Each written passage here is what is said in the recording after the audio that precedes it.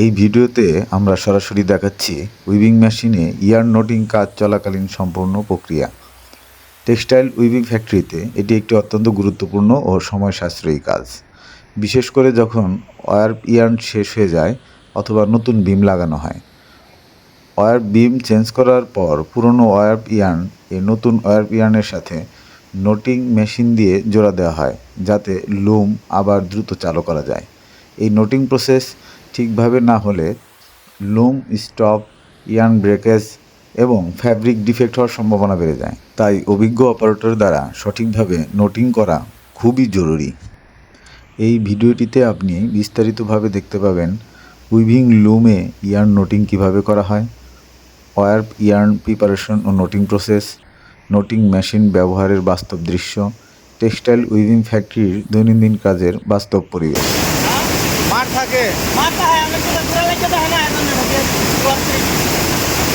এখানে উনি বোঝাতে চাচ্ছেন যে এই ব্রাশটি দিয়ে সুতায় যে মার থাকে এই মারগুলো পরিষ্কার করা হচ্ছে। চলুন আমরা দেখে নেই একটি ফ্যাক্টরিতে প্র্যাকটিক্যালি নোটিংয়ের কাজ কিভাবে করা হয়, একটি নোটিং মেশিন দিয়ে কিভাবে বাস্তবিকভাবে কাজ সম্পন্ন করা হয়।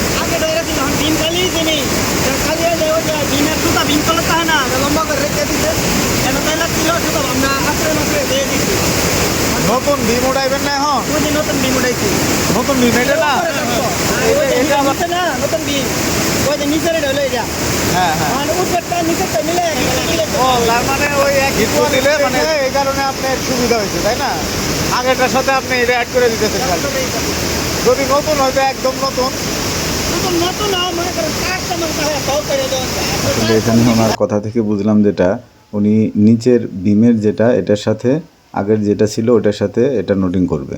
তো এটা সুবিধা হয়েছে ওনার জন্য, এটা কোয়ালিটি সেম ছিল বিধায়ী এটা করতে সুবিধা। আর যদি কোয়ালিটি চেঞ্জ থাকতো বা কনস্ট্রাকশন আলাদা থাকতো সেক্ষেত্রে আবার আপনার নতুন করে ড্রয়ার করতে হতো। এখন যেখানে উপরে যে সুতাটা ছিল এটার কাজও শেষ, এখন উপরের সুতার সাথে নিচের সুতার জোড়া দেওয়া হবে মেশিনের মাধ্যমে। কত নিখুঁতভাবে যত্ন নিয়ে কাজটি সম্পন্ন করা হয়। তো যাই হোক, আপনাদের দেখাতে পেরেছি একটি উইভিং ফ্যাক্টরিতে কিভাবে নোটিংয়ের কাজ সম্পন্ন করা হয়।